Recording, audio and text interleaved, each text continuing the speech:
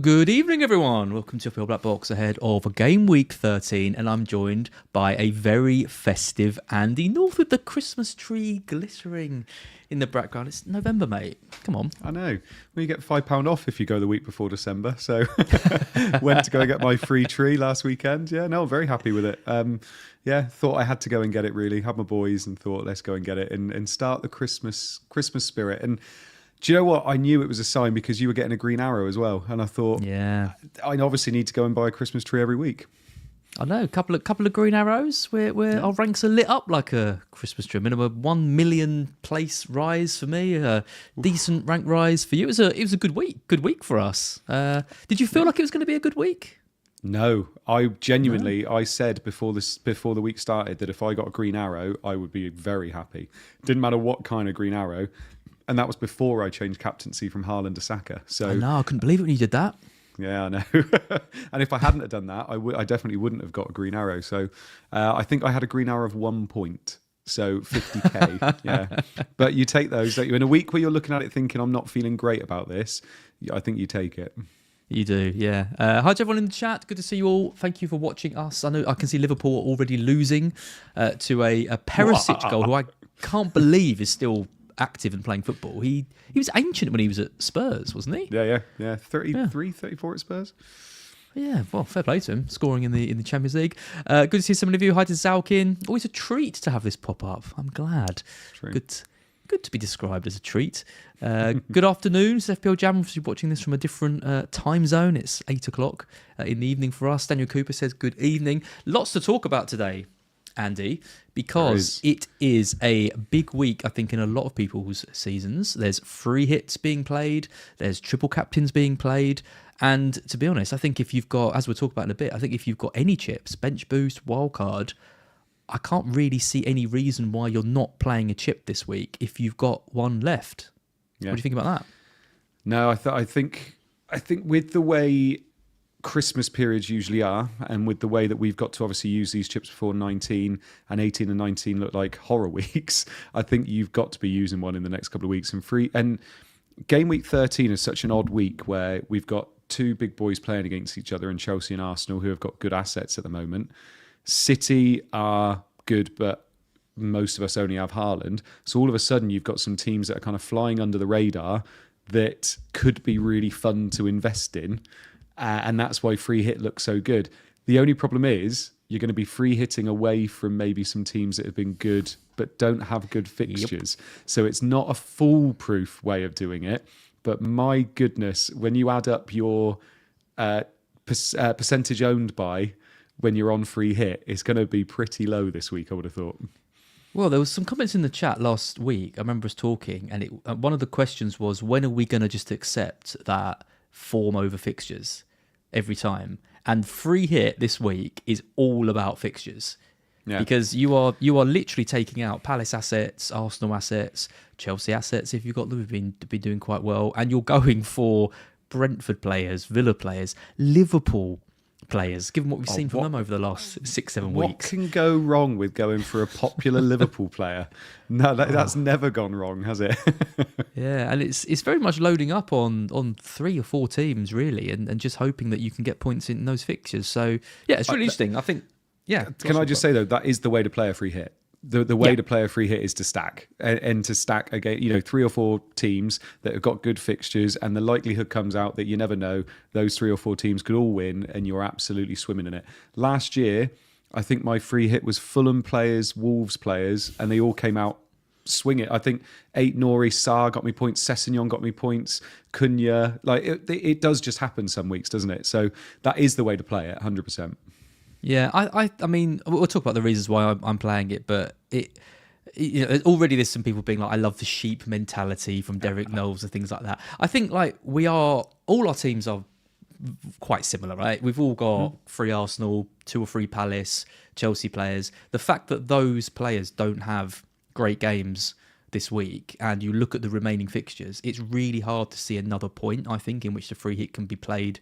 Maybe not successfully, but like on paper gives you the lowest chance of regretting playing it. So that's why I'm doing it. It's just hoping for something wild to happen, which you never know. I love how your mentality has changed. Like at the beginning of the season, I reckon you'd have said, right, when's free hit going to get me the most points? Now you're looking at it going, when am I going to least regret playing my free hit?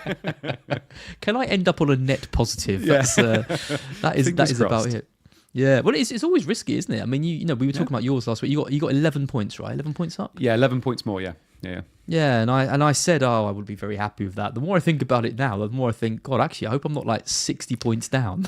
in a single game week, genuinely, I think if you can get more than 10, I think you've done all right. I really do, because you're taking out potentially 11 players that can still score points, unless you've got an injury-ravaged team.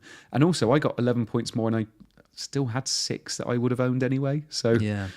But no, we'll see how it goes. But obviously, maybe I'll not say too much until after the game week's finished. Yep, good. Yeah, I think I'll do the same. I won't get too cocky until I've banked those Sharda and Coyote points. There you go. Done. Whatever other jokers I'm going for.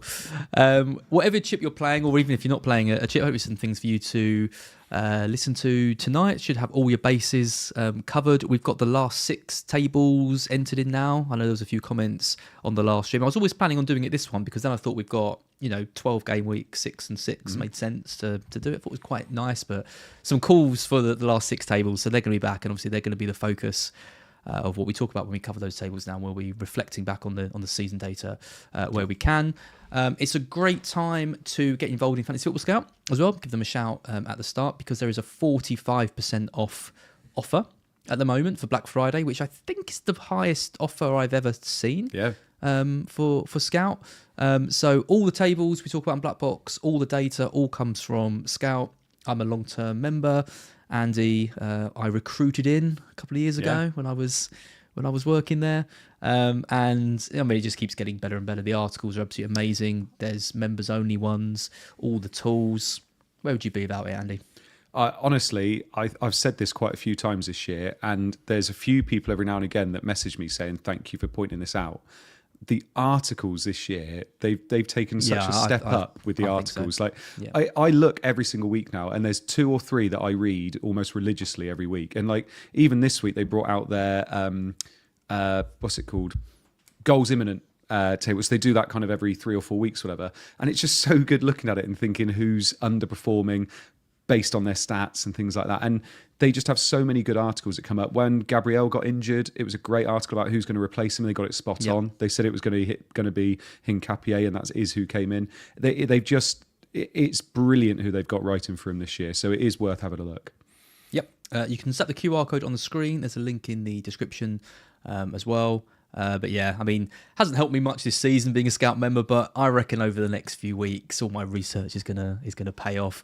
And it started with a pretty good game week this week. 61 points for me. I finally got rid of the blasted bench boost chip. But yeah, I was pretty happy. I mean, Pope in goal with 3. Wasn't really expecting too much from him. Dubravka as well against Chelsea. That was always going to be no, not really any points there. Timber with 5, Lacroix with 11, Senesi with a random assist and 3 points. Yeah. Saka captain, Mbumo, Rice, Sarr and Enzo. Really happy finally to get some points from Enzo. Right at the death as well. I was cursing the fact he was going to blank him. It was like an 8-point goal, that, because he got the free bonus with it too. Yeah. And then Haaland up top, who I never intended to captain, and I'm really annoyed that... Well, we're going to be talking about captains a bit later, but I'm annoyed for myself because obviously Saka didn't do very well. But all of the brave people who went with other captains this week, no one got rewarded at all. It was a horrendous week for captaincy, and Mateta was another popular one, and he blanked us as well. But have you ever seen a week like it where so many captains blanked? It's more frustrating because we keep looking for weeks where we can go against Haaland. And this is one of those weeks where an awful lot of people went for Haaland. Luke on Late Tackle with me said, no, I think Haaland's going to score the most points this week. I'm going to captain him, got no doubt in my mind. And we were saying most of the week, weren't we, that we were kind of looking at this as a week where you could go against Haaland. Moving forward, there's not many other weeks you can go against Haaland, really, over the next 3-4 weeks. So it seemed like this might be the last kind of time in 2025 when we could. We did, and unfortunately, all we got was DEFCON points, but that was probably better than a lot of other captaincy choices did.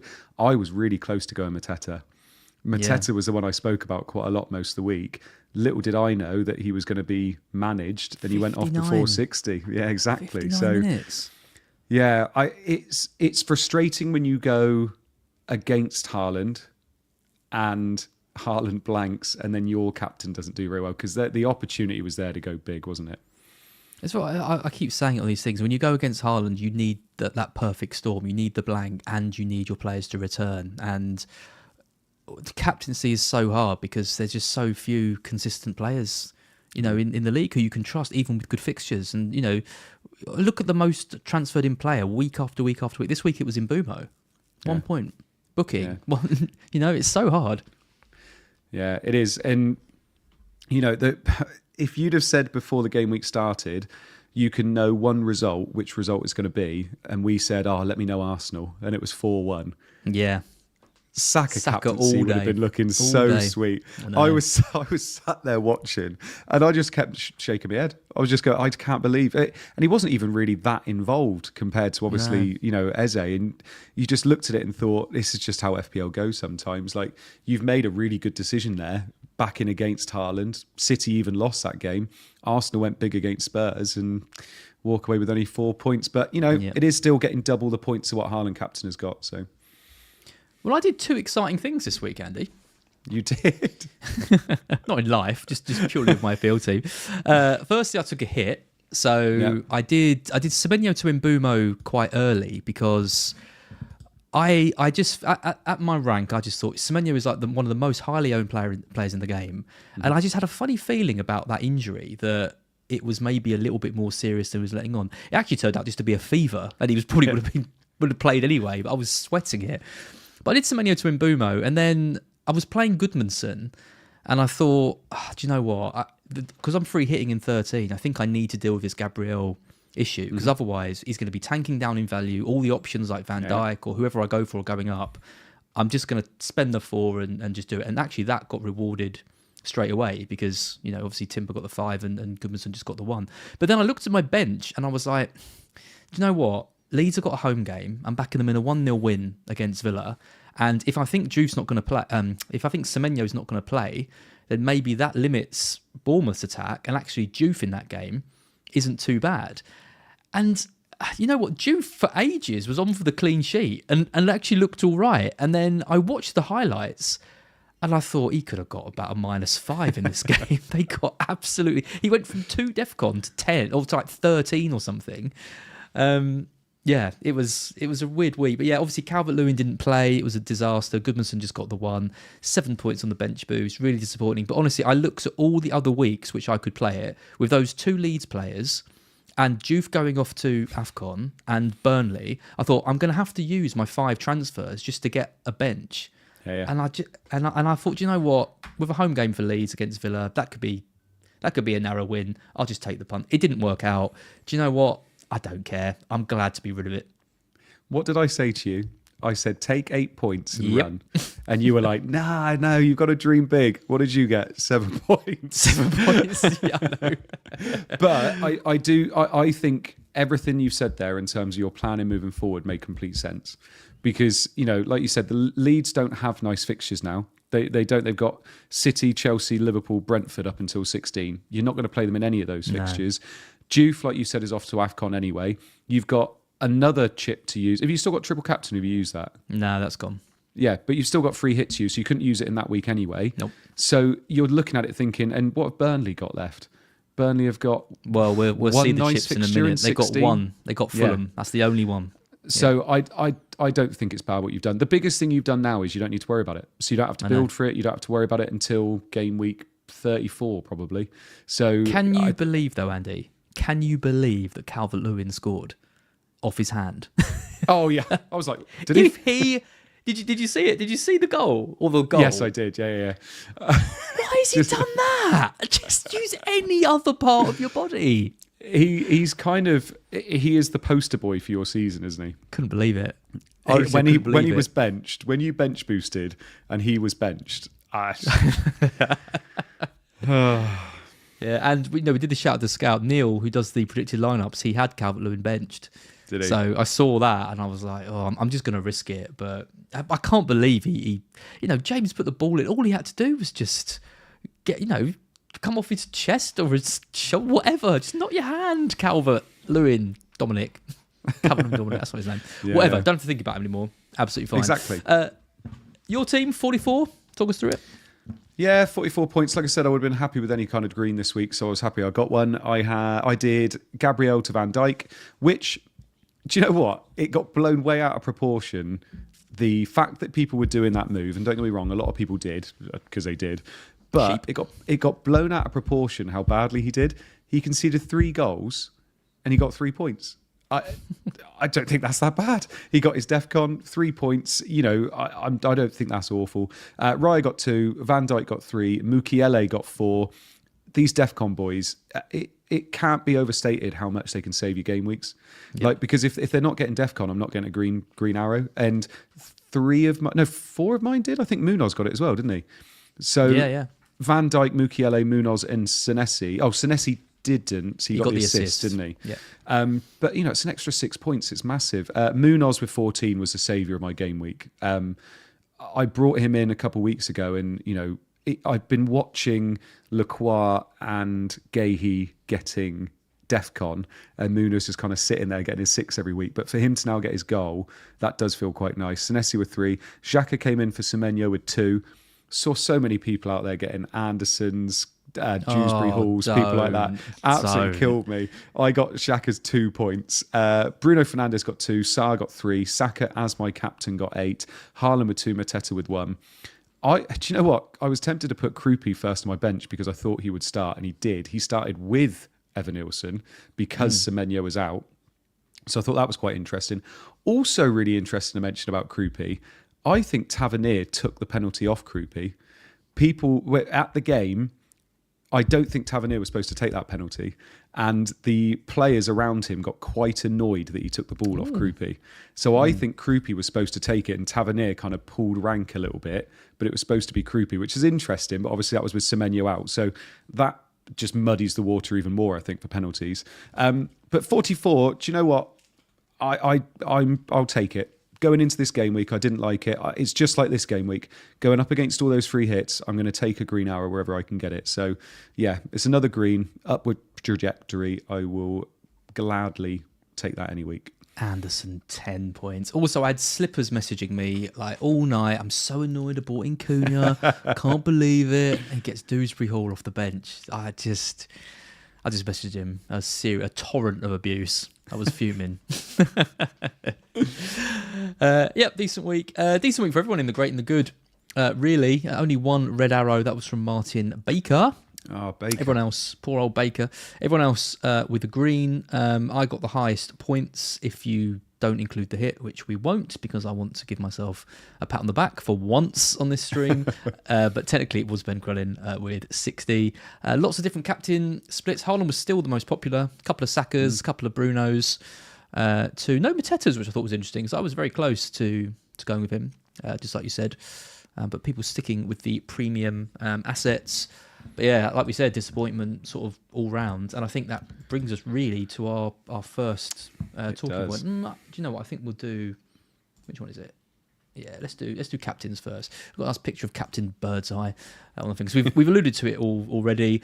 This was the graphic I was talking about. So the Premier League tweeted this, which was the most popular captains in Game Week 12. And you have to go down to number 18 in terms of popular captains to find someone who actually got over 4 points, and that was Richarlison. So no attacking returns for any of the top players. So Haaland, Salah, Pedro, Mateta, Mbumo, Ekitike, Semenyo, Saka, Fernandes, Palmer, for some reason on there. Van Dijk, Chris Wood, Ollie Watkins, Gabriel. So some good options there, some less good options on there as well. But 18th on the list to find a captain that returned. I can't remember a week like that ever before.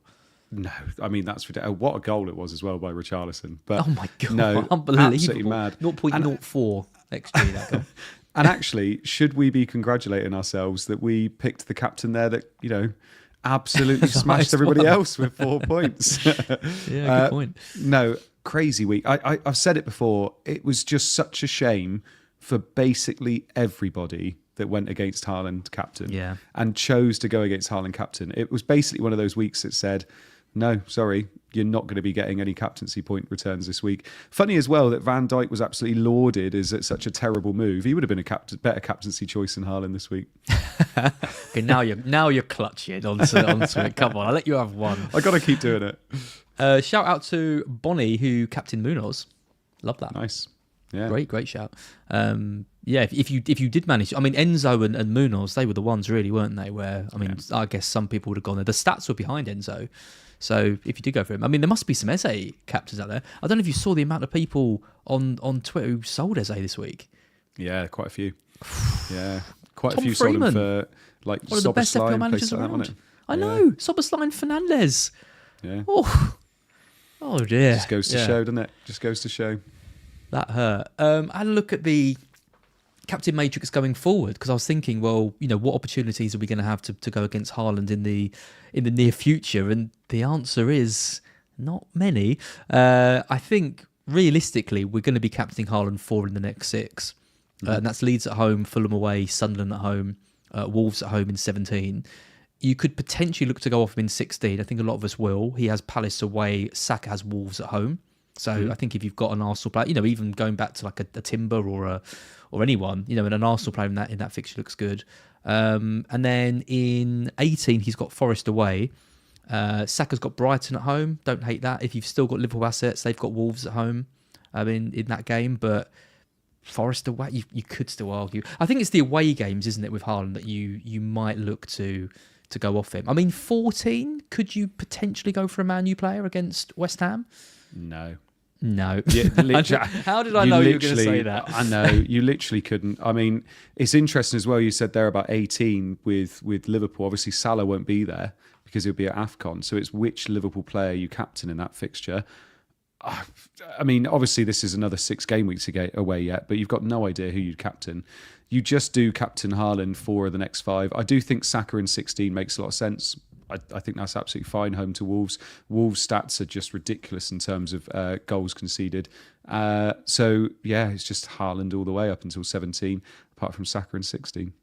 Yeah, so I think it's West Ham Haaland's got in 17, not Wolves, but it's the same thing. Because that's where the other like triple captain is being touted, isn't it? Like if you don't use it now, you either really use it in 15 against Sunderland or use it in 17 against West Ham.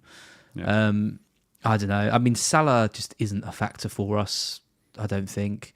I mean, you look at Chelsea, we'll talk about their stats. Their stats are really, really good, but their fixtures, Arsenal, Leeds away, Bournemouth away, Everton at home in 16, that's decent, but would you captain him over Saka? I mean, maybe Enzo over Saka in 16. Good teams lose at home to Everton, mate. So I don't think that's a good one. I mean, you just said it there about triple captain. If you still had your triple captain, so I do, and I'm looking at triple captain against Leeds, they rested pretty much their whole first 11 in that fixture against Leverkusen. And the 11 that came in obviously got battered 2-0. You're looking at that and thinking, well, that was basically the audition for the second 11 to say, come on, play me next week. And they basically failed their audition, didn't they? So Haaland came on for 20-odd minutes, I think. Did he come on 60? Yeah, missed a good chance as well. Foden put him through. Missed a good chance. So I think this is probably one of the best weeks we're going to get now to play triple captain. If you were on free hit and you still had triple captain when else would you be playing triple captain? Don't jump ahead, Andy. Don't talk. We've got a whole graphic for that. Don't you worry. Usually you like a segue. Graphic. Yeah, well, to be fair, we could segue onto it now if you wanted. Yeah. I'm not ready though. No, I'm not prepared. Let's Diva. everyone calm down. One green arrow. Look. Do you know who I am? Yeah, I did map it out. I mean, the short answer is I think if you don't use it now, you use it in 17 on Haaland. I mean, you could make a case for using it against Sunderland, your beloved Sunderland. Sunderland defensive data is dipping a little bit at the moment. So I think that's kind of going a little bit. I think in 15, Sunderland away is very different to Sunderland at home as well. Yeah. I think the thing with Haaland is you can use it on him in any home fixture. Yeah. You back him to score in every single home fixture. So it's more of a case of, well, what one could he get multiple ones in? And realistically, Leeds, Sunderland, West Ham, he could score hat-tricks in any three of those games. Would you be at all tempted to go triple captain Saka in 16 against Wolves? Because triple captain in a midfielder on pens. It's what I always say though, Andy. It's what I always say when people ask this question. Don't get me started on triple captains. Do you think Saka at home to Wolves will get more points than Haaland at home to West Ham in 17? Yeah, well, I think it's possible. 100%. Oh, it's possible, but based on what you've seen so far, 4-1 win, Saka no attacking returns. Yeah, I know. That pretty disappointing returns. But that's not going to mean that doesn't mean that he's not going to get attacking returns any other week. There's every possibility that against Wolves he gets a penalty, he gets a normal goal and assist, and obviously he only needs to match Haaland for attacking output, and he outscores him. Put it this way: if I said to you, which player do you think is most likely to get the biggest haul between now and the end of the season, and which fixture would it be? Which of the ones on the screen would you think it is? I genuinely, I don't think it'd be Haaland because he's a striker. I think it'd be if you're asking me which player in a single game week will score the most points, I would almost bet quite a lot it wouldn't be Haaland. It'd be a midfielder. Why are you not considering it on Saka then in 16? Why that's what I'm just saying. I think it's worth considering. I think the biggest thing for me is there going to be another week where you've got Haaland that's basically rested midweek and is 100% playing with a rested 11 as well, coming off a defeat against Leeds at home who have been poor away. I think it is prime opportunity to do it. But I do think that Saka in game week 16 at home to Wolves, I think is up there in terms of second or third best choice. I like what you're doing. I like this. It's good that we've got different opinions, and just because yours is wrong doesn't mean that it's any less important.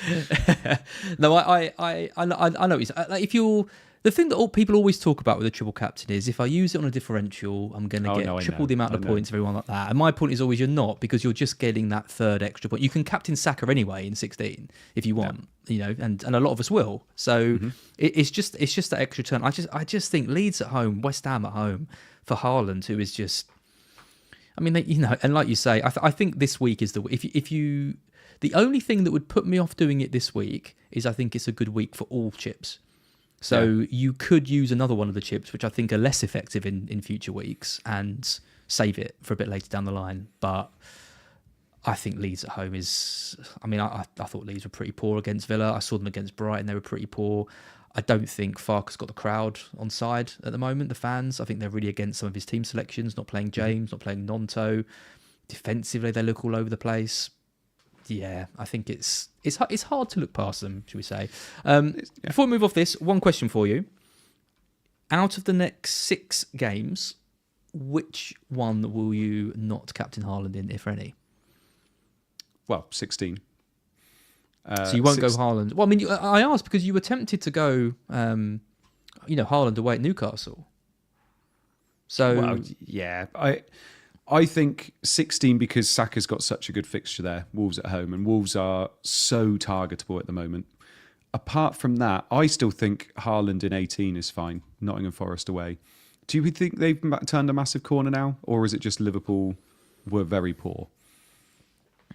I would love to captain another player, but I find it hard to know who to go for. I don't think Saka at home to Brighton is that good. It's decent, but I'd be surprised if Arsenal won that game 3-4-0 the way we're playing at the moment. We look good, and we always give Arsenal a game.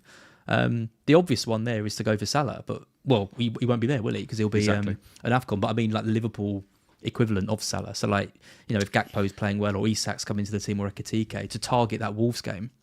Yeah. No, I think Haaland's locked in for 13, 14, 15, 17, Saka in 16, and then in 18, I think I'll probably still be on Haaland, to be honest. Yeah, I think I'm exactly the same. How boring. Free hits for South Park fans. Free hat, free hit. Just reminded me of it every time I say free hit. So that's the graphic there. It's a very, very big talking point. If you look at any YouTube streams, all the big streamers are talking about free hits. It's content central at the moment. You're one of very few who aren't considering it because you've already played it. Exactly. Yep, and Luke as well. Luke played it early in the season, went for his boy Michael Keane, got some points off the back of that. But yeah, before we take a look at mine, I mean, how are you feeling about the free hit teams that you're seeing? Because they're all pretty similar, right? Like we said, it's 3 Man City, a couple of Liverpool, 3 Brentfords, a couple of Villa, done. Weirdly, the thing I don't like about not free hitting this week is that the players everybody's getting in for a free hit, I don't want to invest in because after this week they don't look that great.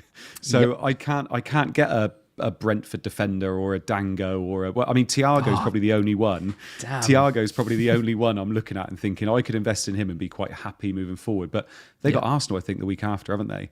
So it is Arsenal, I think it is. I can't remember what it is. Yeah, it's Arsenal away. So their fixtures are horrendous, Brentford. Yeah, and so I don't think you can invest in them. Villa, again, they've got 2 tougher fixtures then. They've got Brighton away and Arsenal. So I don't really want to invest in them either. Yep. So, and I mean, City are maybe the only ones that you could maybe invest in and think that's not too bad. But that's the only thing. I feel like it's going to be such a swingy week. This free hit 13 could go one. It doesn't feel like a foolproof free hit. It feels like this could go really big and you could see some massive rank rises. Like you could be top 3 million by the end of this week. Shut your mouth. Imagine that as. You were dreaming of that a couple of weeks ago. Oh, God, I hope this free hit smashes it and all your... Because we're going into this, I think, with 3 players the same this week because I'm obviously taking that all... I mean, I had 8 players... from 2 matches going into this because I've got 3 Arsenal, 1 Chelsea, my 3 Palace, and then Bumo. It's nuts. 8 in 2 games. I can't really be doing that. I had a look at the... Obviously, we'll talk about some of the stats a bit later on. I had a look at data from the last 6. I basically took all the players that I thought were potential free hit options and put them in one table. There's quite a lot of them, but they're all a bit crap is what I learned from this. Some of the ones I want to talk about, though, I mean, I think we should talk about Harvey Barnes. I'm not seeing him in many teams. He is one of the most informed players in Europe, and he does this. He has these purple patches where he just scores and scores and scores. Obviously, Gordon came back. He played up front. We're not expecting that to continue, given that Voltemada is there. But it'll be hard, I think, for him to drop Barnes, seeing as he scored 3 in 6 and obviously scored in the Champions League again. And his actually non-penalty per 90 is 0.87. That's the second highest of all players over the last 6 too. Only Haaland is better than him. So is he being overlooked? I think on a free hit, I don't think so. I think, if you wanted to bring him in this week, he's got Everton away, which isn't the best fixture. I think everybody's just worried the fact that he is such a streaky player. And when he plays and he does well, he does do very, very well. He is that kind of a player that will come in, put up good data, but before you know it, he's dropped again. And that's the biggest issue with him. And Anthony Gordon obviously is his competition, and Gordon is, or has been a talisman for this Newcastle team. I think you're in no worries this week, but obviously, like you just said, Gordon played up top midweek, and Voltemada obviously came on for him. Voltemada will be playing up top, so it's who obviously takes that wing spot. At the moment, you'd say Barnes has got the form, but Gordon's obviously there, and he's always a worry. I wouldn't want to invest in him. In a free hit, I think you can kind of do it, but I wouldn't want to invest in him. And I don't think it's the fixture in a free hit. So yeah, I'm a hard no on Barnes. And it's the absence of set piece as well, isn't it? I think they're such a key thing. I think particularly with a 1 week punt, you need as many routes to points as possible, and I can see why. I'm just surprised that no one is considering him, given what we've seen from him and the history he's got of going on these runs. I would say, sorry, it's not Haaland who's ahead of him first. It's Nimcha. Nimcha? Oh yeah, Nemetcha. At Leeds? Yeah, Nemetcha. Yeah. That's it. Thank you. He's the one that's replaced your boy. Yes, the one that's replaced. Yeah, he is top of XG on penalty 90. Although with fewer minutes. I'm a little bit tempted by Barnes. I'm not going to lie. And when we come onto my team in a minute, you'll see why. Because there's one spot which I'm just not. Could be anyone. There's about most of it's locked, but there's one player spot I think which could literally be anyone, and he's definitely on my mind. Gakpo is in 5th. He starts again tonight. 0.76, his underlying data is really, really nice. I think he got the assist, so Boslai is equalised. He's also on the list, but you've got to go right the way down to 53rd to find him, given that he's playing at right back most of the time. I think he is again tonight as well. No, or is he? I don't know, actually. I'll have a look. I know him and Jones are both playing. I'm not sure which one is playing at right back.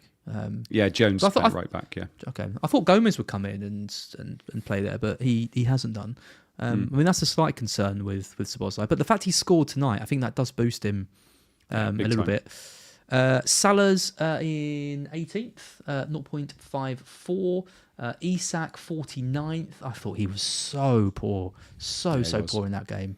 I know he's had a bit of an injury concern and all that, but he was unplayable for the majority of last year. Looks a shell.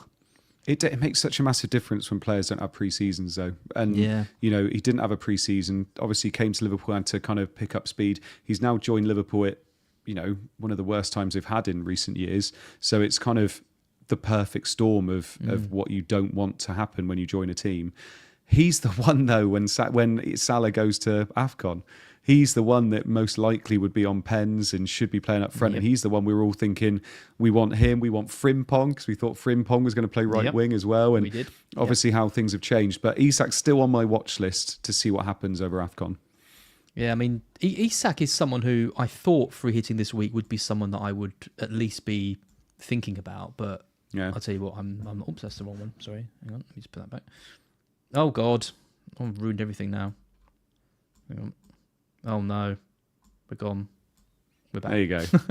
Pick the wrong overlays. Let me just put this up. Because Tostiv says Ekatike looks really good tonight. And that's always the biggest worry, right? Every time I see Ekatike play, I think he looks absolutely fantastic. And if he looks good again today and they need a result against West Ham, I wouldn't be too surprised if Ekatike started at the weekend. No, I know. And I'm assuming... If Isak doesn't play and it's Ekatike while Salah's gone, I'm assuming, what is it, McAllister on pens? Yeah. He's a good pen taker. He's a good pen taker. Yeah, I remember him scoring one against United. Yeah. Liverpool then, if you were picking Liverpool players for the free hit, Salah and out, Salah and Van Dijk, Salah and Gakpo, see a bit of a range. I'm going to be. I don't think I'd touch any of their defenders. I think in an away game, I don't think I would. I don't think the upside's there. I think it's with other players in defence. It's 14 million.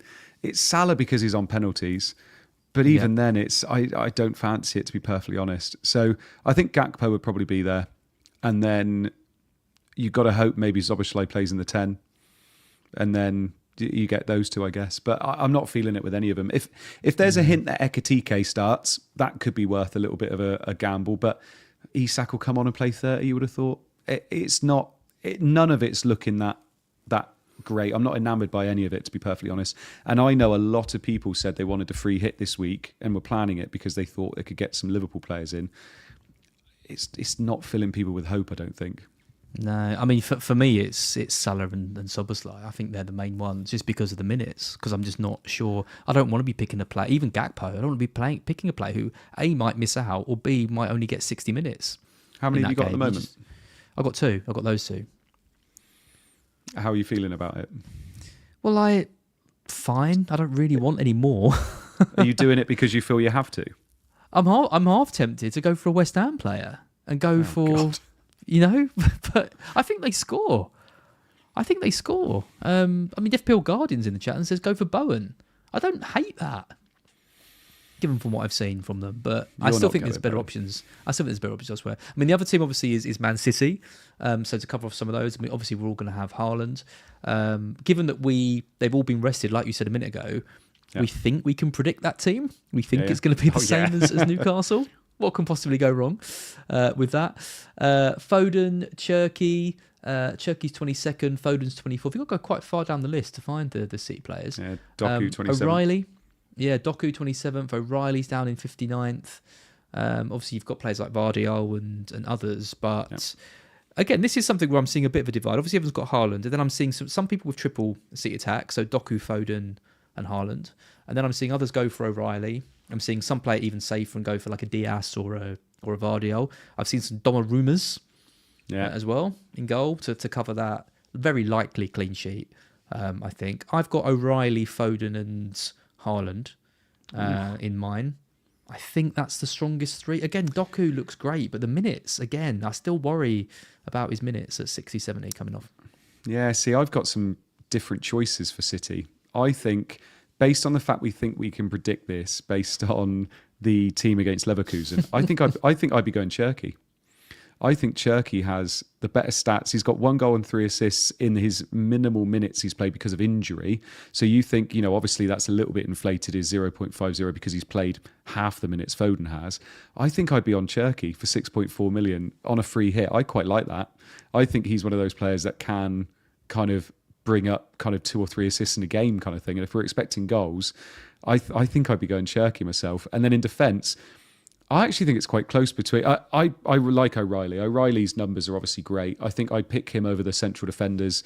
I think he's fine in terms of he'll play over 8 Nori. Nunes has always been slept on as well. His numbers aren't as good, but he is there as well. He's not on this list, but yeah, he is. He's one to consider. Yeah, what's he got? The one thing you'd say about City defenders, they're not going to get you DEFCON. I think all of them are averaging less than 7.5 DEFCON per 90, which is not good for defenders, obviously. But that's because they keep the ball so much. So I think for me, it would be Haaland, obviously. And I think I picked Cherky and then one of O'Reilly or Nunes, personally. Yeah. Interesting you mentioned about Cherky, because his points per 90 is 7.76. That's within the top 10. Really, really high. Whereas Foden's is 2.7, and it just hasn't really happened for Foden. He's sort of buzzing around and creating a few things and stuff. But you compare that to how he was 2 years ago when he won the top player in the league. He doesn't look that at that level at the moment. So you're just hoping against hope he returns. He's starting to get there, and Pep's coming out and saying that as well, and that he is starting to look more like that player they had a couple of years ago. I think he's gone through a lot of psychological issues in the last couple of years, and you can kind of see that as well. He's kind of second guessing himself a bit, but he's still creating a lot. He's creating a lot from set pieces at times as well. It just seems to be that whenever he passes to Haaland, like happened tonight, Haaland decides not to finish whenever it's Foden passing to him, and you only needed a couple more returns from Foden, even if it's just a few more assists, and all of a sudden he starts looking really good. But I do think this week, I really do think Cherky's a good shout this week. That's my kind of dark horse shout. Okay, well, there's just on Foden quickly. There's only one player from this list who's creating chances at a quicker rate than Foden. That's Doku. 4 chances per 90 is almost double the next highest on this list. So in terms of chance creation, he is incredibly high. But yeah, like I said, I'm just a little bit put off by that rotation. Some of the other players, obviously Brentford are getting a lot of investment in them. I think everyone and their dog is going to have Thiago in their side on a free hit team. The question mark is, how heavy do you go on the rest of them? I couldn't believe it when I saw Sharda was 7 million. Like, Jesus, that is pricey. He had a good year last year, didn't he? Yeah, he has got 3 attacking returns in the last 6 games, 2 goals and an assist. He plays 90, so that's a real bonus for him. When you're comparing him to some of the other players we've mentioned, where we're worried about those minutes, you're going to get 90 minutes against Burnley at home. That's always pretty good. And last year he was good. He was good for me. I had him for a few weeks last year, and he did well. So I like those two. What do you think about the defence then? Kayode we talked about briefly. Collins, Van Heck, not Flecker. I always call him Flecken, but it's Keller. Vanderberg. Not Van Heck. He plays for Brighton. I remember. I think I'd be going all in on Brentford. I think that's a prime fixture, home to Burnley. Burnley are bottom for so many metrics in terms of XG conceded. So I think I'd be going all in on Brentford. I'd be going for double attack rather than double defence. You would 100% have Thiago. Obviously on penalties. There's some rumours that he's lost penalties now, but I don't think so. I think he's still scored 3, hasn't he? But Sharda would obviously be the other one that would come in. Sharda's, I think he'll take the next pen, I'm sure. Oh yeah, no, 100%. Sharda's look good. He's still got 3 goals, 2 assists this year, Sharda. He's having a good year. And I think Sharda's, I like Dango as well. I think Dango could be great. If you can pick the right second Brentford asset, I think you're going to have a good week, because Thiago is going to be so heavily picked that I don't think he's going to be the one that rockets you up like the second Brentford asset would. And I think it'd be between Sharda and Dango for me. I think I'd still probably go Sharda, because if anything happens to Thiago in the game, you've got penalties. So I think that's probably the way I'd go. But Dango does seem... He's explosive, Dango. He is, but I mean, his minutes have been 64, 90, 74, 90, 75, 22, 74, 25. It's a real mixed bag. If they're struggling, he's the first sacrifice pretty much every time. He is. And if there's a tactical change, he'll get sacrificed then as well. Because, the way they move, if they go to 5 at the back, it tends to be Dango that changes. I mentioned a couple of weeks ago, so we were talking about defenders there. I mentioned a couple of weeks ago that Coyote was my pick for the last couple of weeks. Yep. I really like him. He is such a player. The only thing I'd say about he does have those long throws, and they are ridiculously long throws, and they do get a lot of joy from them. You want them to be able to score straight from the throw, which is very rare because obviously it's the flick on you want to be looking for. But because of that, I'm going to go against my boy because I do like him. And I think one of Vandenberg or Collins will be the pick. Yeah, so do I. Because they got DEFCON. Collins has got better DEFCON. He's up to 9.5 per 90, whereas Vandenberg is 9, literally on 9.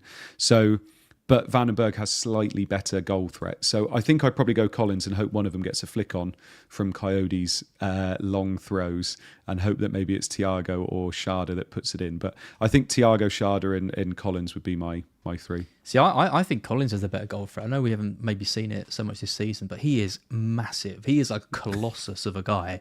And I think it's just a matter of time before they flick it onto him and he scores one. So could it be this week? Could maybe. Be. Yeah. Sod's law it will be. Yeah, I like Collins. I've said that now, and Vandenberg's probably going to score, but I like Collins. The other team is Villa. Obviously, they got a good win against Leeds. They're playing Wolves at home, who are absolutely terrible. Attacking wise, really tricky. I had a look at Marland is featuring really, really high on this XG non-penalty 90. He's like 9th on the list, but he just barely plays, even though he's in really good form. I know. Still can't trust his minutes. So I think it's between Watkins and Rodgers. Really, Watkins is down in 54th, 0.31. That is low. Rodgers though, 103rd on the list, 0.19. Andy. He's doing 0.19. He's doing a hell of a lot with a hell of a little, isn't he? Do you know what though? There's a player you haven't even mentioned that has got better stats. I'm not doing a hell of a lot with it. There's another player though, isn't there? And there's another player where if his minutes were better and he didn't keep going off at silly minutes like 60-ish, he would be way higher up on this table. And that's Buendia. Yeah. Buendia's stats, genuinely, I think he's higher than Watkins and Rodgers in terms of XGI non-penalty per 90. He's got 3 goals and 2 assists already this season. It's just that he keeps going off at stupid times. Yeah. But also, he sometimes gets DEFCON. He's on 10.5 DEFCON per 90, which means he could get you, DEFCON. I mean, maybe not against Wolves, but I think Buendia's up there. The only thing I'd say is, Buendia was putting up really good stats, went off early. Rodgers scored his 2 goals after that. And that's why you pay for the 90-minute man, because Rodgers is on the whole game and he's got those opportunities to score goals. But Buendia is going under the radar and has better stats than Watkins and Rodgers. So worth saying there. So Buendia and Cherky are my 2. They could have good weeks and hardly anybody's going to own them even on free hit. Yeah, I mean, Rodgers got both his goals of an XG of 0.29. I mean, they were incredible. Yeah. The free kick. The free kick was what was Perry doing? What was he doing though? Like you saw it behind the goal, and Perry's just stood there, and it's like just goes past him. It was a sort of free kick where, like, on the new FIFA, I don't really know how to take free kicks. Yeah. So I sort of just press a load of buttons, and it always just goes like straight over the bar. But this one, like, just had enough spin just to come down at exactly the right moment. I don't really know how he did it. It was Ronaldo-esque, unbelievable. wasn't it? It was. He hit the air valve. That's what it was. What do you think about Rodgers? Would you pick Rodgers? Yeah, I would. Yeah. 100%. Yeah. I'd be all over Rodgers this week. But like I said, I think Buendia is a sneaky little shout as well. But there's only so many players you can own. Look at you picking out Buendia and Cherky. Oh, yeah. No, like I said, I've been doing my homework this week, even though I'm not on free hit. Are they on your list? You got a little list, haven't you? Of players. I got my little list. There it is. Oh, look at that! Yeah, got it for Christmas. Adorable. This is what I put together. Let me just move. Wow! After everything we've just said, you've gone with this. Yeah, I know. Clearly didn't do my homework like you did. Exactly. My team is Martinez in goal with Munoz, O'Reilly, and Collins. Rodgers, Sharda, Salah, Foden, Szoboszlai, Haaland, Thiago, and then a non-existent bench of Kinksky, Gu, Estevan, Reynildo. So I think all the players, even if we get Pep Rouletted, I think all the players play some minutes. I don't think a bench is really needed this week. You say that, there could always be a random missing out or something like that. But, I'd expect all these players to at least play. Munoz is in. Munoz was never the plan. I was going to go without Palace at all, but I think United against Palace, I'm a bit worried. I'm going from 3 Palace to none, and I'm just a little bit worried that if that is a clean sheet and a win, could be, then that's going to really hurt. And Munoz is putting in similar XGI to Sarr, which I thought was interesting because obviously he's got the defensive points as well. I thought for sure I'd see Matty Cash in this team. I love Matty Cash. Yeah. I genuinely thought I was ready to see him in this team, but I suppose, would you have him in there instead of Munoz if Munoz was to go? I maybe, but I want Cash in. He is the one, but I like that 3 in defence. The option I mentioned earlier, the one I'm really not sure about is Szoboszlai. I'm not as hot on him as some other. The goal tonight helps his case for me a little bit. And, if he is playing in the 10, I think that helps. But that spot, I'm looking at Barnes, I'm looking at Ndai, because obviously he's got the pens, or I'm looking at Cash and playing 4 at the back, like you did. That's what I would do on your free hit. Yeah, that's what I would do. I think I'd take Zob out and I'd go for Matty Cash. Personally, I think Matty Cash home to Wolves. I mean, what's he got? 0.11 XGI per 90. It's not too bad as a defender. He's on some set pieces. I think that's a key. That's a key he's thing had with him. 4 shots in the last 4 weeks or something as well. And he's got it. He's got it in him. He's got it in him to to hit a rocket. Personally, I think that's what I do. I like the fact you got Salah and Haaland though. Yeah, I mean, I think you've got to, right? I mean, I know you could go for like a Gakpo instead of Salah or something like that, but I think with this one, you just need to hope against hope that he remembers his form. The thing is, Luke said it quite well, I thought, in the chat. He's like, yeah, Liverpool are crap, but it's West Ham. Yeah, do you know exactly. what? It's like, yeah, I mean, honestly, that second half against Bournemouth, if you're not sold on Liverpool, I get it, but watch that second half. Yeah, can we just say, though, the weather that day, so basically... The West Ham were attacking Bournemouth when the rain and the wind were going their way and scored 2 goals. Then they swapped round and it basically happened the exact same way the other way. And I don't think West Ham are now as bad, but they've obviously had a couple good games, haven't they? I think they're unbeaten in 3, 7 points in the last 3 games, something like that. So yeah, it'll be interesting. I mean, when you're looking at this team now, what are your threats? So if Palace do go mad against United, which is conceivable. They've done it before. Mateta's a concern, definitely. Arsenal. So you've got 0 Arsenal against Chelsea. Yep. Saka, Timber, clean sheet. 2-0 Arsenal. Saka penalty. Exactly. Timber return. Could really hurt, which could happen, but Chelsea have incredible attacking stats. And who's the other ones you're really missing? Fernandes or an Mbumo, but again in that Palace fixture. Yeah. So I think you're pretty safe on free hit, really. You've just got to hope one of Brentford, Villa or City go massive, and then you're fine, I think.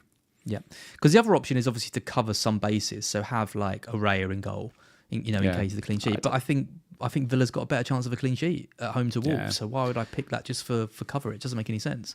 Yeah, I don't think you do that. I think with a free hit, you'll only look at it next week and go, why didn't I go full blown with it. And I think it was a couple of years ago now where I almost did that. And I think it was Spurs had a really nice fixture, whereas United were playing Norwich. And I ignored Spurs and they lost 1-0. And you just do it. And you just hope that all the chips fall for you that 1 week, because it's just the way you've got to play it, I think. Yep. Good time to probably look at some team stats. So this is the last 6 defence stats. So Arsenal are top with what I think is the lowest XG non-penalty penalty conceded I've ever seen of 0.39. That is crazy low. Brighton in second. We've been defending well, 0.81. Brentford, interestingly, are in third as well over the last 6, which obviously bodes well for all the Kelleher and Collins and Coyote owners. Villa are fifth again. They're climbing up. Their defensive stats hasn't been great over the season, but they're fifth. So again, you've got Brentford and Villa both in the top 5, and they're teams that we're looking to invest in, quite heavily, which I like the look of. Liverpool has been bad, but they're ninth over the last 6. 1.17. They have conceded 13 goals though. Only Wolves have conceded more goals over the last 6 than Liverpool. Unbelievable. Yeah, absolutely crazy, unbelievable. And I've got a bit more data to show on one of the next talking points. West Ham are 19th in terms of defensive data. So we mentioned they've had some couple of quite good results, but they are conceding a hell of a lot of chances. So you would expect Liverpool to get chances at least in that game. And Spurs, Spurs are a team. A home game against Fulham, you would think that we'd be considering some of their assets, like a Van de Ven or a Richarlison or someone like that. But the 18th on the defence data is even worse when you come over to the attack data. They're bottom over the last 6 for XG non-penalty per 90, 0.68, below Burnley, Sunderland, and Wolves, and they've scored 9 goals, but that's 5 goals more than they should have done according to the XG stats. That is wild for them to be bottom of this list. I know they've had rough fixtures, but that is shocking. I absolutely love the fact that it's Chelsea top, 2.05 XG non-penalty per 90, and you go back to Arsenal, which is Arsenal's the best defence, it's 0.39 XG per sit. What are you expecting in that game? So as someone that's on free hit that will own 0 assets from Chelsea and Arsenal, what are you expecting from that game? Not what you're hoping for. You think just 1-0 Arsenal? Yeah. But that'll be awful for you. Oh yeah. Yeah. Oh yeah. Of course it will. Yeah. Of course it will. But it's a 1-0. Like most games, you're like 85% sure that Arsenal are going to keep a clean sheet and win that game comfortably. In this game, it's 55% because Chelsea I was so impressed with them last night against Barcelona. I thought they were absolutely fantastic. And against Burnley, they weathered that storm really well. And then, after that, they didn't.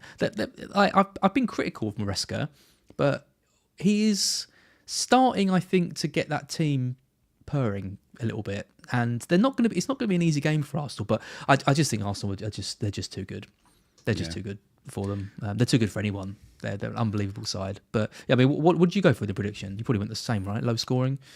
Yeah, low scoring. No, I didn't. I went Chelsea to win.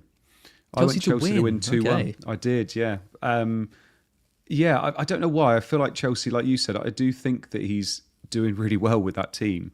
And I feel like with Gabriel out, I know they obviously did well last week anyway.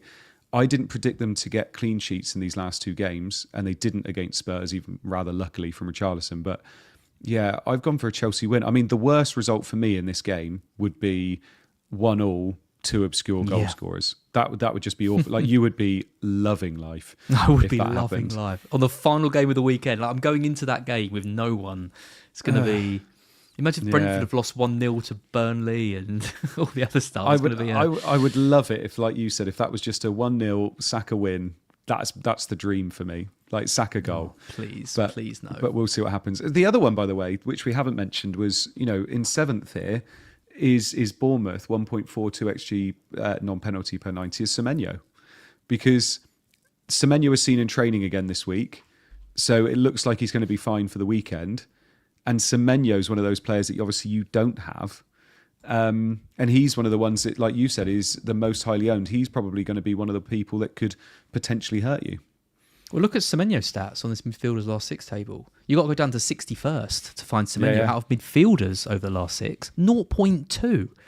That is that is crazy low. We were laughing at Rodgers, at 0.19. Well, Semenyo's isn't much better. They have had tough fixtures, that we know that, but and he has got 4 attacking returns, but he's been massively overperforming on his numbers to get those returns with that XGI. So I do wonder a bit if he's as essential as he needed. The problem is that he's got a very good home game coming up. Next he's got Everton at home, isn't he? Which obviously looks really good, but I'm not as worried about him as I should be. No, that's fair. Let's put it that way.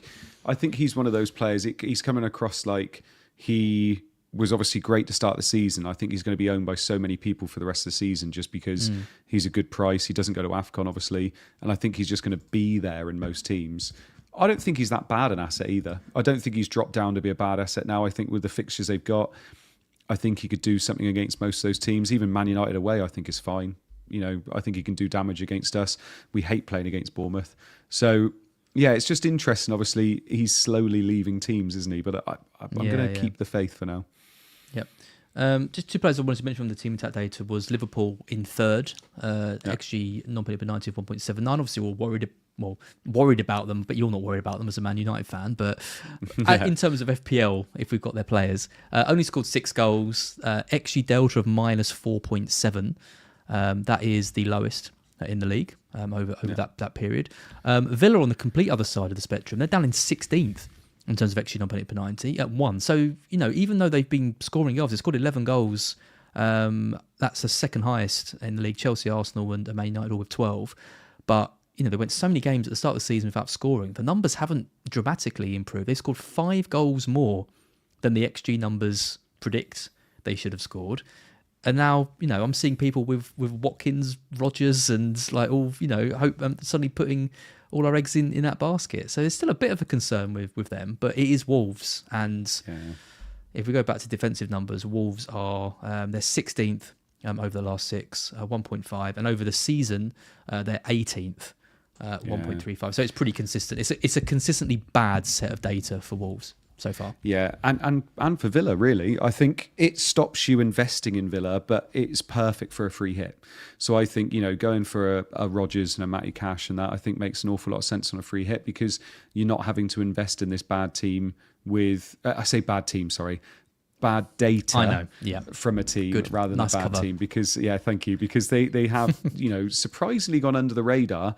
But their stats just aren't good. And when you look at Villa's fixtures, they've got Wolves at home this week, then they've got Brighton away, Arsenal at home, and then West Ham away. They're not actually that bad. But apart from Rodgers, who is, like we've already said, doing an awful lot with a little, there's no one else apart from, I guess, Matty Cash that you'd want to really invest in. Yeah. I touched on Liverpool. We'll just finish up with them because obviously we've covered a lot of the main bits anyway, but you might remember a few weeks ago I had a little look into their data. I think I did 1 to 6 compared to like 7 to 9 or something like that. I had another look again, basically looking to see how their attacking defence is comparing at this stage of the season compared to this stage of the season last year. The numbers are pretty staggering, to be honest. In terms of attack, so they've scored 18 goals, that puts them 8th in the league. Their XG is just under 20. So they're underperforming a little bit on that, but that puts them 6th. So attacking wise, it's not too bad. Compare that to last year, though. They'd scored 24 goals at the same stage, so 6 goals more, and their XG was 24. So again, that was 3rd in the league. So attacking wise, it has seen a pretty dramatic dip. The XG per 90, 1.65 this year compared to 1.97 last year. I also looked at the last 5 seasons and looked at the top 10. In terms of that XG per 90, and it averages at 1.7. So their attack is actually under a top 10 attack so far this season, which I think is interesting for 2 reasons. One, it shows how big a decline that is to go from one of the most feared attacks to now like an 11th placed like attack overall. But also the fact they're 6th with that attack, I think just shows that the general quality of chances in the league this year has dried up massively. Yeah. There's the goal threat of teams is much lower than we've seen in previous seasons. And you look at the tactics and how people are playing more direct, and the way teams are defending, and the reliance on set pieces. Now, I wonder if this season is going to be how long it's going to be like this before it inevitably changes at some point in the future. Yeah, it's interesting that, isn't it? And I mean, what do you really massively put it down to? Because obviously they bought attacking assets and. The big thing when you're looking at this, and obviously you're investing in 2 of their attacking players this week, is the big debate that we've been having for the last couple of weeks when obviously people have bought Van Dijk are these fixtures that they've got coming up, and they are top of the fixture ticker in terms of the next 4 weeks, so up until AFCON. They've got West Ham, they've got Sunderland, they've got Leeds and Brighton. are those fixtures going to breed some kind of form? And everybody is now saying you only look at form, you don't look at fixtures. It's silly to look at it's good fixtures lead to good form most of the time. Yeah. So is that going to happen to Liverpool now? Are those numbers going to look better after game week 16 than they do now? I don't know whether they can get much better than being an 8th and 6th, because I think the teams above them, I mean, they're not going to get better than, say, Chelsea, Arsenal, Man City. So they're looking to go above, I don't know who it would be in 4th and 5th. Oh, Palace will be up there as well. So it's whether they can improve on those numbers. I mean, you're only investing this week. You're not investing moving forward, are you? Like, you're not obviously buying them. You're just having them for 1 week. You'd be hard pressed to buy one of their attackers, but then their attacking data is a lot better than the defensive data, and we all bought a defender last week. So I think if you had if they hadn't signed Isak and you had Ekatike starting every week, I think he'd be really, really popular with these numbers, and I think he'd be doing really well. I think Gakpo is the one which we're going to see a few people going for. I'm not sure how he's playing tonight, but if he has a good game, he's the one on the left wing that I think they need just to be playing every week, because now Wirtz is out until March or something, isn't he? Something like that. Is it? I haven't seen that. Yeah, you haven't even got that concern anymore. So you'd expect Gakpo, I think, to start the majority of games going forward. But you're not picking Salah at 14.2 million. No. There's someone in the chat saying they wildcarded and bought Salah in. It is a really tough one, because you're not going to sell him over the next few weeks, but you need a lot of money for him. At least AFCON comes and you can use that money and spread it around the team. But they're losing 2-1 now as well, by the way. They're losing 2-1, yeah. I mean, defensive wise, I mean, I thought this was interesting as well. I mean, I didn't realise how good a defence they had last year. They only conceded 8 goals at this stage of the season last year. They've conceded 20 this time out. An XGC of 10.75, so they overperformed. Their XGC this year is 15.5, so they've massively underperformed on that. But actually, when I looked at the top 10 average, it's coming out at 1.25, and the top 6 is 1.15. They're actually under that at 1.07. So their expected goals conceded per 90 is actually better than the top 6 average. So even though they're conceding loads of chances, historically, it would put them in the top 6, within the top 6. So again, it just shows, doesn't it? Teams are genuinely defending better, but when you're conceding 4.5 more goals after 13 games than you're supposed to, it just shows there's big problems. Obviously, Alisson being out doesn't help and things like that, but it got to start making some saves. They do. I mean, the other big thing this year, though, is that you can look at obviously data like this and say, unfortunately, it means that they're maybe not keeping as many clean sheets as they should be. But we've got DEFCON this year as well. So you've got players like Van Dijk who, yes, they might not be keeping the clean sheet, but he could still be getting DEFCON and ending up with more points than other players that don't keep clean sheets. So it's a bit harder because of that. But it is interesting looking at that data. I mean, it basically shows that there is some promise that they could start keeping some, more clean sheets, especially over the next 4 game weeks, you'd hope. But I do think there's an opportunity to be had when Salah goes, and it's just which one of those players maybe steps up while he's away.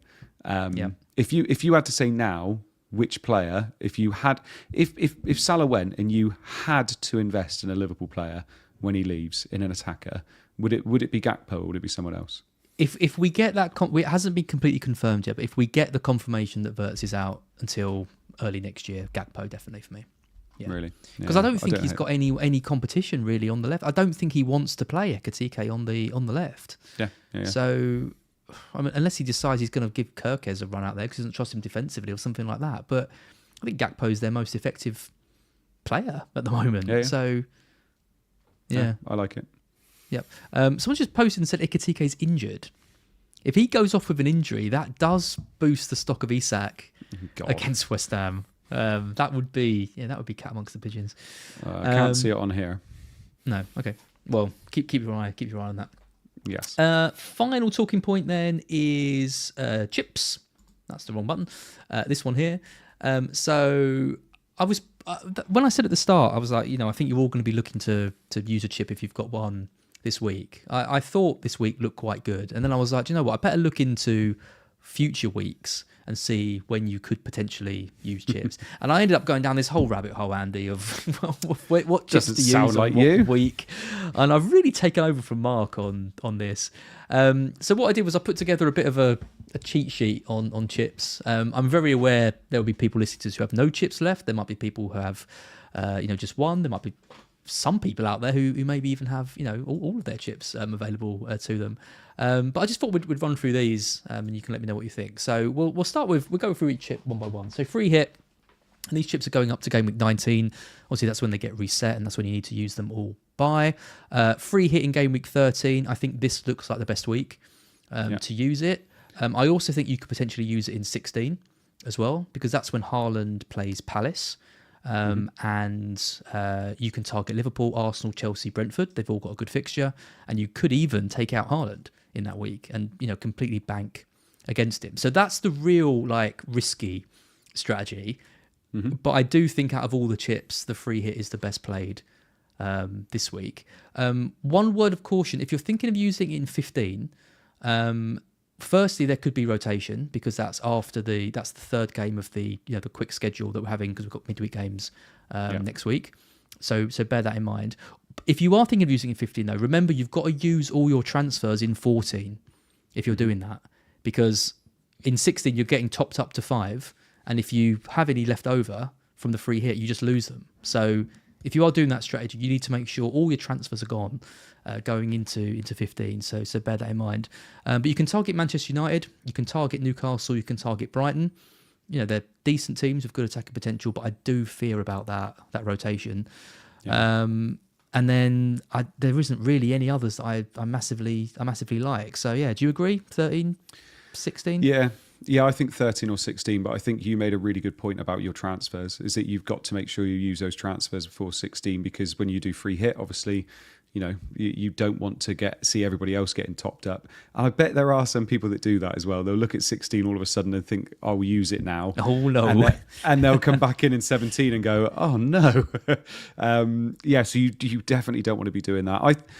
I think if you've still got free hit, I think 13 makes the most sense, because like I've just said, there's some really nice teams with some assets that you can own just for that week that have nice fixtures. And that's what feels perfect for a free hit. So I think that's absolutely fine.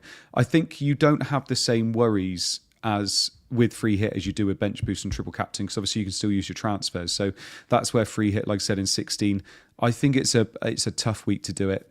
15, target Man United. Anything that says target Man United, I think. It is West Ham home, though. Straight away, exactly. And 14 doesn't make much sense at all. So mainly because of the teams that you'd be wanting to load up on, you're going to have anyway. Yeah. So yeah, I think 13 or 16 is the one, but 16 comes with a lot of caveats, and you need to make sure you know what you've done beforehand before using it in 16. Yeah, so, to be fair, 17 is not too bad. So in 17, you can target Man City, Bournemouth, and Brentford, and you can go against Arsenal, Palace, and Chelsea. They've all got quite tricky home games. Arsenal, Palace, Chelsea. So Arsenal have got an away game against Everton. Chelsea have got an away game against Newcastle, and Palace away at Leeds. I mean, you could argue maybe that one isn't so tough, but still Leeds at Ellen Road is tougher. Maybe you don't want 3 in that game. Maybe you could go down to 1 or 2 or something like that.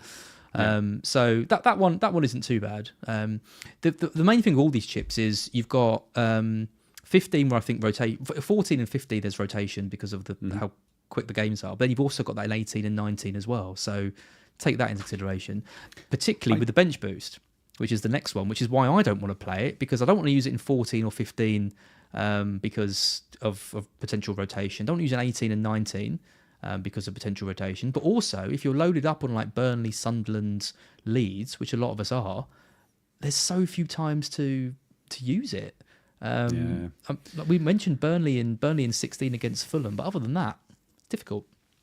It really is, and you don't want to be using it midweek. You don't want to be using it in those times because you're not going to get 15 out, basically. Or the chances of you getting 15 out are significantly lower in those weeks. So I don't really like 13 for it. I think 13 is better for free hit or triple captain, but I guess if you've only got bench boost left, it could make a little bit of sense. I think personally, it's 16 or 17 where you use it because you got all those transfers. So Yeah. if you've got that fodder, you can use it, get rid of them, get in some other players that are now going to be good moving forward, because we might, like you said, be moving off Steve, who was a hero at the beginning, and Mukiele, Alderete. People are still holding on to. I saw someone the other day still had Calvert-Lewin. So if you wanted to be getting rid of, God. I know. So if you wanted to be getting rid of some of those players in 16 and then use them in 17, I think that's probably a good bet, personally. That's the guy Sky labelling an expert, isn't it? Yeah, it is. It is. God. But he gets no stick for it, so we'll let him off. No, that's good. That's good. He doesn't deserve that. Exactly. The one thing I do like about the bench boost in 13 is you could, if you do have transfers, say you've got 3 or 4 transfers, you've kept them this time, you could load up on your Brentford, Sunderland and Villa this week, to target some of those fixtures that we mentioned, particularly Brentford and Villa with great home games. 17 looks all right as well. You've got Brighton, Bournemouth, Brentford and Fulham, all with good home games as well. So again, you can use those 5 transfers and take that. But it is tricky with the bench boost. If you still got it, to know when it is. I think it's either this week or in 17, personally. And it's incredible hindsight as well, obviously, but saving your bench boost until like the last possible minute means you've had to keep those bench players going all that time, and it's not ideal, really. But obviously, if you've still got it now, then 17. But I would still try and get it out of the way if you can. Either use it now and get it out of the way, or use it after 16 or 17 once you've made sure your bench is there. But you don't want too many expensive assets. You want those cheap ones still.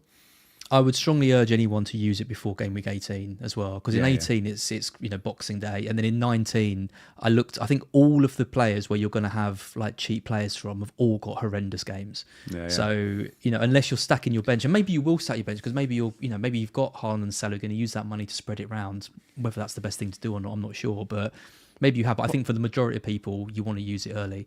Boxing Day bench boost. Boxing Day bench boost. Boxing Day bench boost. Although there's only one game on Boxing Day now, isn't there? I know. It's only United. Yeah. It's so poor, that is. I'm so disappointed. So disappointed with that. Triple captain, we've already talked about. It's Haaland v Leeds in 13. It's Haaland v West Ham in 17. It's Saka v Wolves in 16.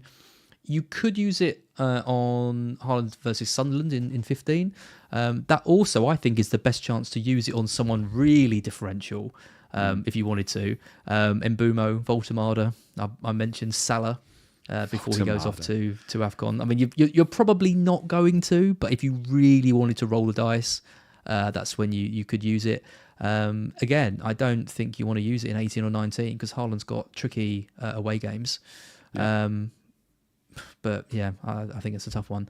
And then I just had a quick look at the wildcard. I wasn't going to include this, but you sent me a message which was like, you need to make sure you're, catering to the wildcard. People still have it. They do. I can't believe people still have it. And if you're ahead of me and still have the wildcard, I hate you. The way I thought about this was, well, what opportunities do you have on the wildcard to tap into good fixtures, upcoming fixtures?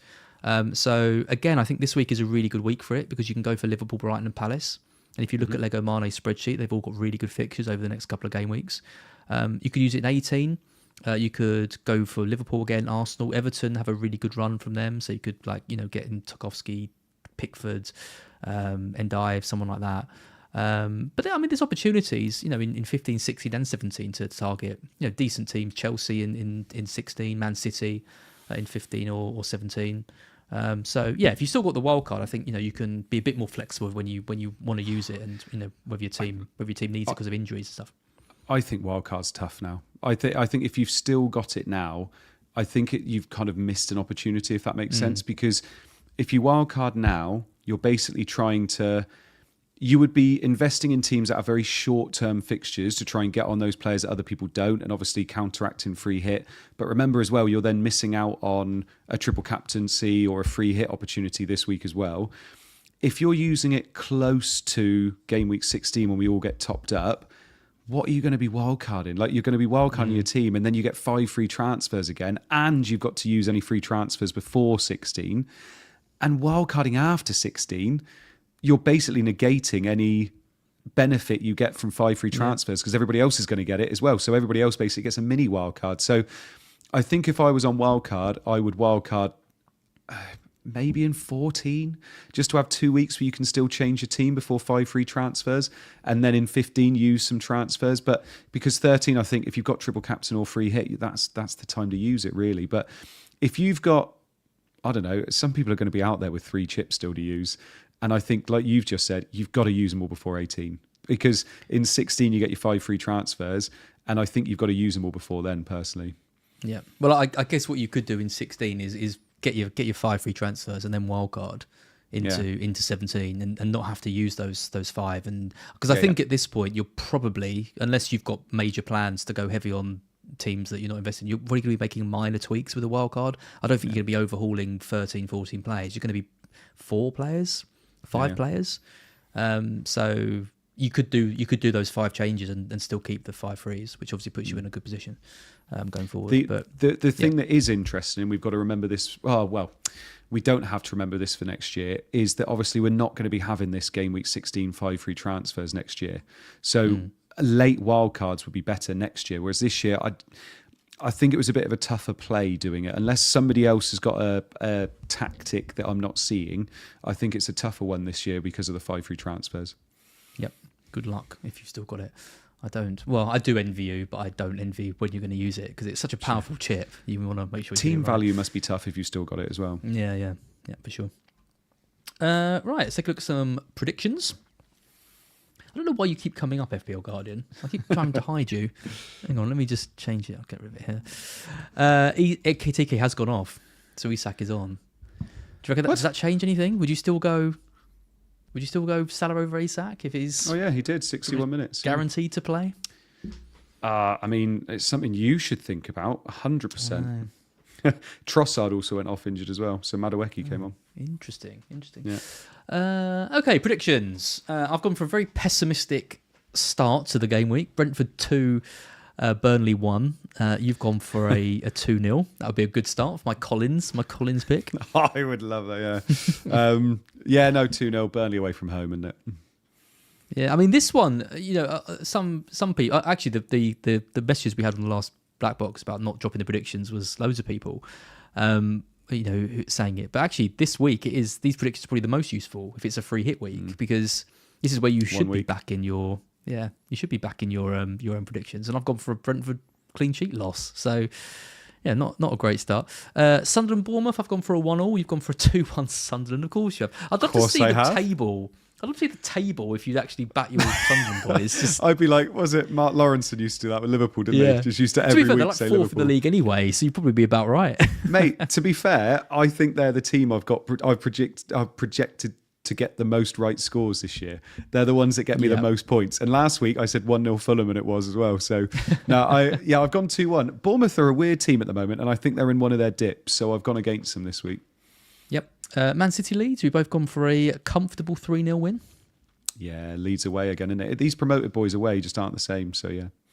Yep. Everton Newcastle, I've gone for a 2-1 to Everton. You've gone for a draw, 1-1. Really hard one to call, this one, I thought. Yeah, it was. I found this one too. Yeah, I don't go for draws that often, but I found this one hard to call, so that's why I've gone for it 1-1. Yeah, if I find it hard to call, I normally go for a home advantage in these. But 2-1. Yeah, could easily be a 1-1. Spurs Fulham, both gone for a 2-1. Do you know what? I am half considering Richarlison. I think he's got 2 tonight. Has he? I didn't see that. On pens, in form, the only player in that team who I think can actually score a goal. He hasn't got 2. He's only got 1. Oh, he's only got 1. Okay. Randall Kawano. So I saw Richarlison scores again, but that must have been in relation to last game. Yeah, not good for Anderson owners. No, the only thing put me off Spurs and Richarlison is Spurs' attack data, and then Fulham's defensive data is really, really good. They're in the top 4, I think. Palace United. Oh, look at this! You've gone for a 2-1 Palace, Andy. Yeah. Oh dear. Palace is just one of those teams. They're great defensively, great attacking wise. I think we are going to be terrified playing against them. And they're going to have 11 men. We get beaten by 10. Imagine what a team with 11 men can do against us. So, yeah. How a team can have a player sent off for fighting his own teammates and then win the game 1-0. It's just... I know. I agree with you, though. I've gone for 2-1 as well. Forest Brighton. Mark is going to that one. It's the old Black Box derby. Last time we went there, we lost 7-0, was it? Yeah. So I was going to say, I need to change my prediction. Yeah, 7-0. Oh, God. I've gone for a draw. I did the Forest Focus podcast earlier in the week, and they asked me what I wanted. and I was like, I'll bite your hand off for a draw in this game after last season. You've gone for 2-1 Forest. That's nasty. I've seen Nasty of you. Morgan Gibbs-White is flagged, isn't he? Yeah, he's not in the squad tomorrow. No, exactly. And they said they're going to keep an eye on him, wasn't it, for the weekend? So I think that would be a big loss. But that would put Anderson back on pens. Anderson's been in a few of my drafts. Yeah, don't hate it. Yeah. West Ham Liverpool. I've gone for a 2-1 Liverpool. So have you? They're 3-1 down. 3-1 down to PSV. Are we being silly here? I'm wondering. I don't know how much longer. I did this with United when we were losing every game, and I'm looking at it thinking it's a home game. It's an away game. Sorry. Do I just go 2-1 West Ham because they just can't win games, can they? If they lose to West Ham, do you think Slot? We've talked about it before, but at what point do they start seriously considering whether Slot is up to this after the amount of money they've spent?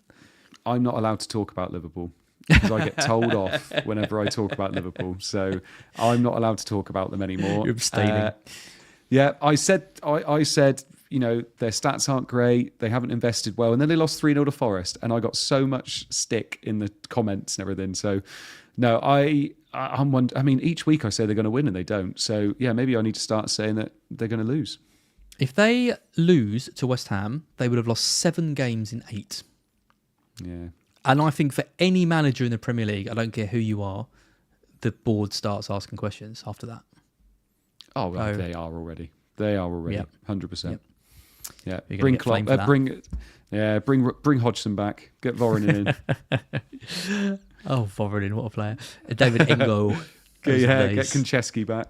Oh, those are the days. Aquilani in midfield. Oh, beautiful team. Villa Wolves. I've gone for 2-0 Villa. You've gone for a 3-0 Villa. 3-0 Villa. Wow. Poor Wolves. I know. Poor Edwards. And it will be with a 0.21 XG combined for Villa or something. Rodgers hat trick. No, it will be Buendia, 2 goals and an assist, I reckon, Yep. And then finally, Chelsea-Arsenal. Should be a really good game. Whatever happens. I've gone for a narrow Arsenal win, 1-0. You've gone for a Chelsea win, 2-1. That would put the cat amongst the pigeons. And would surely make them real title contenders this year if they win that game. I think Arsenal are going to concede. Chelsea's attacking date is good and they're at home. I think Esteval could be the little key to Chelsea's success here. So I'm going to go 2-1, Yep. Prediction ratings, incredibly, we've got exactly the same total score. You've got a better outcome than me, 53% to 49%. I've got a slightly higher exact score percentage of 11% to 9%. But enough about us. Shout out to actor Jeff, who is top with 98 points. Mercurial Squid with 91. The less excitingly named Richard Morris in third. Hesmo, last year's winner, with 89, having another good season. And Doy, just before us two, with 87. Thank you to all our Patreons for taking part in this every week. Good to see you all doing well in this, as always. Can I just say as well, what a lovely group of people they are.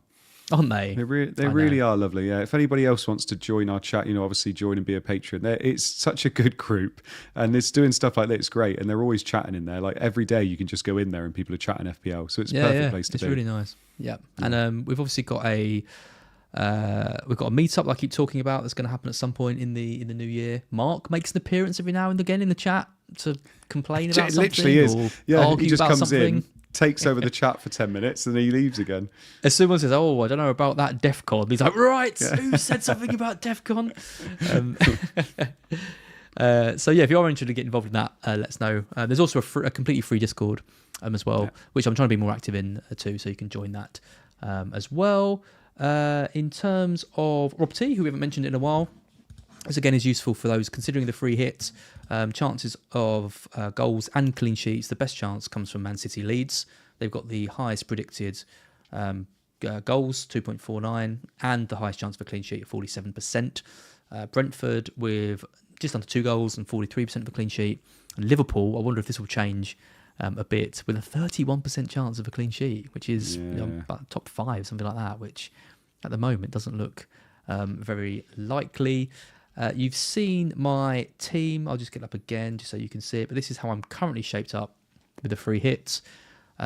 Big question marks for me are just around that Szoboszlai position, really. Maybe Foden versus Doku, and now maybe Salah versus Isak as well. So could be a couple of little changes. like but it. This team will do really well, and you will change it, and we'll have a look at your changed one. For me, I genuinely just think Szoboszlai and Matty Cash, and I think it's fine. The worst one was I remember I did one a few years ago, and I took a player out, and I benched him last minute. I still had him on the free hit, but benched him, and he got 15 points. And the player I bought in got 1. I can't remember who it was, but I was livid. I literally did like a minute before the deadline. I was absolutely seething. So yeah, no changes, I think, is the message from here. You're in a completely different position. You've got the triple captain currently on Haaland, but you wrote in the chat that you've got no idea what you're doing with your transfer this week. I really don't, to be perfectly honest. So I've got Raya in goal. I got Van Dijk, Mukiele, Van de Ven, and Munoz at the back, with Semenyo, who I'm hoping will be fit for the weekend. Bruno Fernandes, Saka, and Sarr, with Mateta and Haaland. I've got 4 players in one game in Palace and in United assets. Triple captain on Haaland, Xhaka, Senesi, and Krupi Jr. on the bench with Dubravka. I don't know what to do, to be perfectly honest. I don't want to roll either. I want to use my transfer. I've been tempted to take Van de Ven out. I could take Van de Ven out for Anderson potentially, which seems silly. I don't know. I really am not sure what I'm going to do. I don't think I can get from Van de Ven to O'Reilly, which would have been quite fun to get another City player in.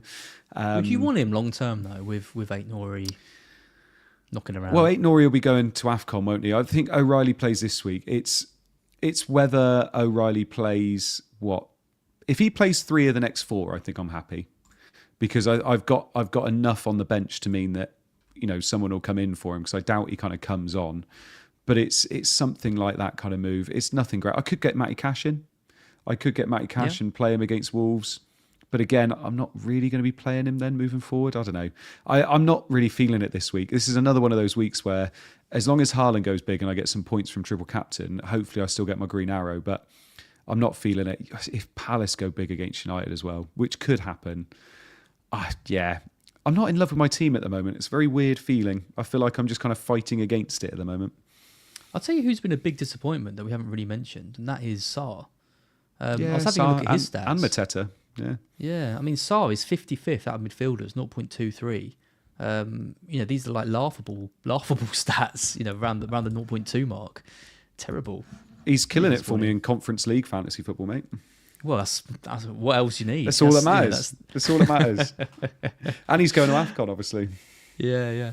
I did think about doing Mateta to Thiago, because I am seriously worried about Palace assets, about Palace attacking assets. Mateta going off 59 minutes. Like, I am worried about that a little bit. And Thiago is just one of those players with his fixture this week, and with him being as cheap as he is on penalties, I do think he's a good asset. So how many transfers you got? 1 or 2?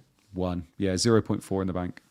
Yeah, I was going to say, if you could do Sarr out and Thiago in with 2 transfers, that might be quite nice. But don't think I can. Sarr's still cheap as chips, isn't he? So yep. Yeah. Cool. Black Box League shout out. We've got like 12,000 people in this league, by the way. Thanks to everyone for joining. The league code's at the bottom. DGETG1. Peter Jennings is top. Good score for him this week. 71. 841 points overall. That is like fantastic. 200 points more than me. Don't think I'm going to be capturing you this season, Peter. So congratulations. And in the Godfather League, Benjamin Lund has gone top.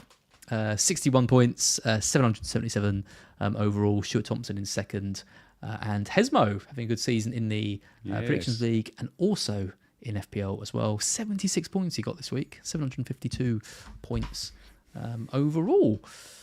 Lovely stuff, Andrew North. Thank you for having me, my man. Flown by the last hour and a half. You are back on Friday with I am. Meerkat. I've got FPL Meerkat fellow joining traitor. me.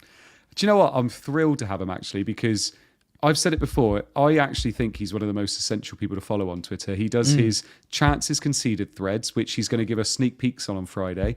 And he does his predicted lineups, which he is very good at as well. So he's going to give us some predicted lineups for Brentford, for Liverpool, for City and Villa, which I thought would be quite fun because of free hit teams. Who I'm not completely ruling out. So yeah, I'm really excited to have him on with us. Go down to Anderson. Lovely. Because I think at 4-5, and and something and now. Yeah, I'm really excited. for some reason I'm talking in my own ear. I don't know how I did that. That must be horrifying. Yes, Meerkat. It was awful. How did people listen to me for an hour and a half? Meerkat, excellent. Yeah, great to have him on. I played football with him, 5-a-side at the Juice tournament. Lovely guy. Yeah. So yeah, I'll be watching that and looking forward to it. But yeah, that's it from us. Thank you everyone for watching. Good luck with whatever chip you play this week, or indeed if you're not playing a chip. Andy will be around on Friday. We'll both be back next week. We're doing a watch along next week, the three of us. What day is that? Fun. Wednesday. Wednesday. Yes, nice. I think so. That's when all the games. There's good games that day. Should be interesting. So put that in your calendars. We'll see you then. Andy, I haven't mentioned it, but I hope your back is feeling a bit better. Cheers. Yeah, it's getting Put there. your back out, didn't you? I've struggled in this a little bit, I'm not going to lie. But it's getting better. I'm getting old, mate. You are. Go have a nice Radox bath. I will. Lovely stuff. See you next week. Bye. Bye, everyone.